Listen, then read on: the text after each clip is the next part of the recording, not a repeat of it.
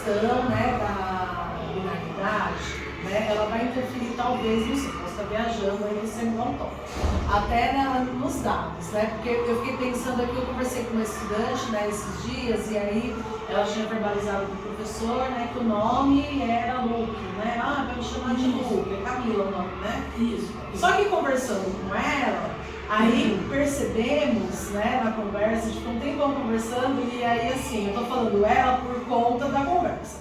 E aí percebemos que não era nesse momento uma questão de identidade com o gênero masculino, mas era uma identidade fluida, né? E aí, tanto que ela assim, mas eu não tenho certeza se eu quero que me chame de Luke, porque eu tenho outras questões. Mas olha só a pressão que se coloca em cima de qualquer ser humano, que ou você está aqui, ou você está aqui. Você não pode, né, estar ali entre os dois ou não se identificar, não tem outra possibilidade, né?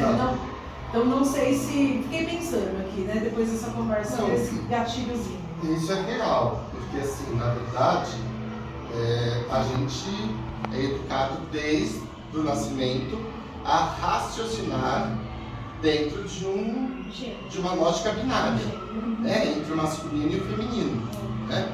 Então, isso desde do mais básico, que é como você agradece. A gente declina gênero ao agradecer, né? E acho, para as línguas latinas ou para a cultura latina, países com cultura latina, é mais complicado compreender essa questão binária do que outros países. Por quê? Porque tudo para a gente o marcador é de gênero. Então eu posso ter, por exemplo, um substantivo, uma palavra que não termina em A e O.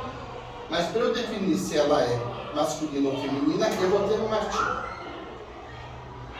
Então quando você vai pensando, você vai classificando tudo entre o A e o O. Não vai fugir do A e do O.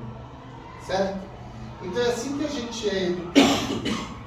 E talvez por isso a dificuldade da gente entender o que a gente apresenta ali como uma identidade não binária, né? E que é complicado, porque essas pessoas, quando eu penso, por exemplo, quando eu penso numa travesti, uma mulher homossexual, um homem trans, eu já tenho poucas referências. Quantas referências eu tenho de pessoas não binárias? É mais complicado.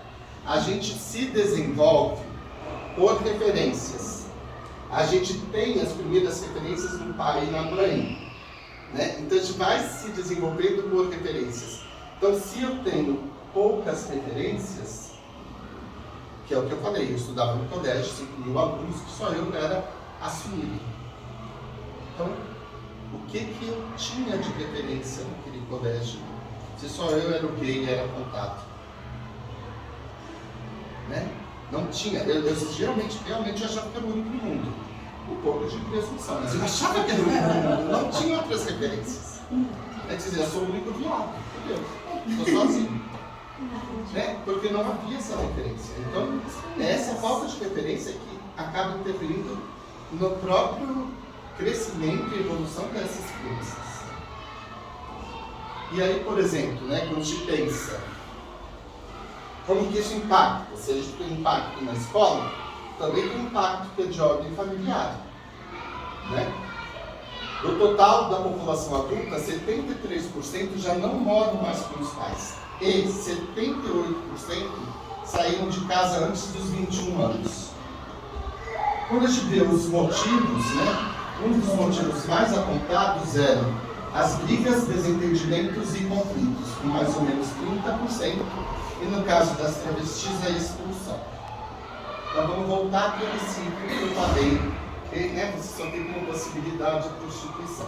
Por quê?